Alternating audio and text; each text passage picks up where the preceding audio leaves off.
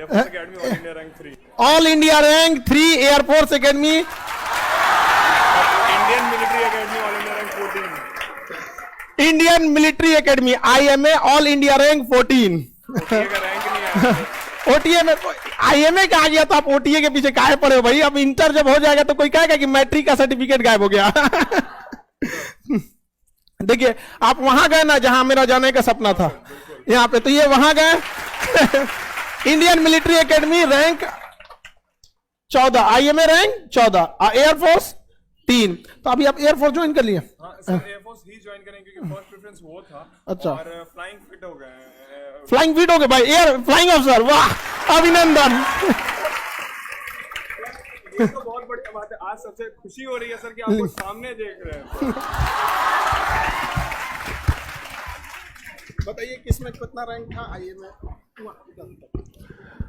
Hi, myself Shubham, UPSC CDSE 1 2022, All India Rank 3, Air Force Academy, All India Rank 14, Indian Military Academy। और मैं sir के पहले batch का जो online आया था 2020 के सितंबर में, पॉलिटी का और ज्योग्राफी का उसका स्पेसिफिक स्टूडेंट हूं। और मैंने भी ना एग्जाम फोकस तैयारी नहीं की थी, मैंने सिर्फ ज्ञान लेने के लिए सर का बैच लिया था कि ज्ञान तो मिलेगा। और वही ज्ञान का नतीजा रहा कि पिछली बार भी परीक्षा में उत्तीर्ण हुआ था लेकिन SSB क्लियर नहीं हुआ था, परंतु इस बार क्लियर हो गया। और सर से हमेशा यूट्यूब पे मोटिवेशन और करंट अफेयर्स, आप लोग सब जानते ही हैं सर का ज्ञान क्या है, तो वही है हमारा। आप एयरफोर्स ज्वाइन कर रहे हैं? हाँ sir, flying officer. Preference sir love तो हमेशा OTA ऑलिव ग्रीन है सर, इंडियन मिलिट्री एकेडमी, लेकिन फर्स्ट प्रेफरेंस वो था तो वही मिलेगा सर। राफेल आ गया।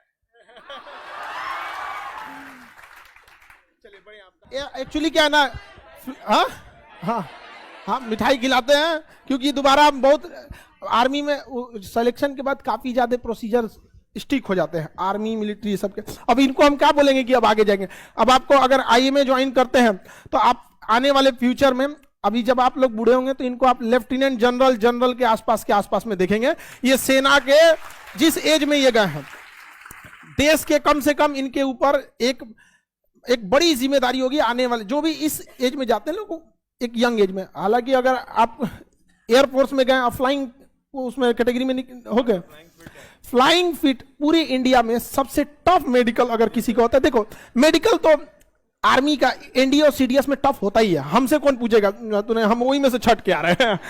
लेकिन उनमें भी हम तो मिलिट्री के ही मेडिकल से छट गए थे, आर्मी के, उसमें भी सबसे टफ मेडिकल होता है तो फ्लाइंग का। फ्लाइंग मेडिकल से टफ कोई मेडिकल होता ही नहीं, क्योंकि एक पायलट के ऊपर जिम्मेदारी होती है और हजारों करोड़ का जहाज उसके हाथ में होता है। और उसके अलावे जहाज चलता फिरता बारूद है, उसमें कितनी हथियारें हैं, कितना मिसाइल है, उसके अंदर कितना फ्यूल टैंक है। अब पता चला पायलट वहां गया और इसमें बेहोश हो गया, नहीं दिक्कत हो जाएगा वहां। और जब वो जाएंगे 6G तक चला जाता है वहां पे। आप देखे होंगे एयरफोर्स के पायलट को हरे रंग का एक सूट पहनते हैं, चेन लगा रहता है, और ठीक से चल नहीं पाते, ऐसे ऐसे चलते होंगे यहाँ पर, उसमें पूरा प्रेशर भरा रहता है वहां, उसको लिंक किया जाता है जहाज से। जब जहाज इतनी साउंड बैरियर को तोड़ता है ना, तो ग्रेविटेशन फोर्स जो होता है ना, बहुत रैंडम चेंज होता है। कभी नॉर्मल G से वैल्यू चली जाती है 6G 5G, ब्लड सर्कुलेशन रुक सकता है यहाँ पे, एकदम आंख ना काम करना बंद हो जाएगा। तो वो सूट होता है, अलग से प्रेशर वहां करने। छोटे से जहाज के अंदर जब जिम्मेदारी दी जाती है तो हमें भी बहुत खुशी होती है कि जो लोग आज यहाँ है, कल को दिन अखंड भारत में ये लोग और ढेर सारा आशीर्वाद आपको, और आपसे बहुत उम्मीद है। राफेल भी आ गया है और बहुत जल्दी आप उसमें बैठेंगे। हाइट भी ठीक ठाक है, हाइट बहुत ज्यादा मांगता है, 1 महीना आधा आधा कर देते हैं। हाँ हाँ, वरना हम इतना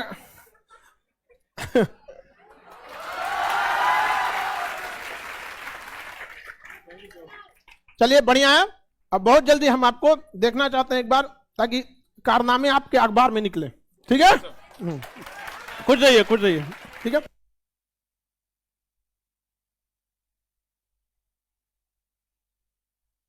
अखंड भारत वाला ग्रुप, सब अलग अलग ग्रुप है भाई। हाँ, तुमको क्या मजाक लगता है? हाँ, लड़ाई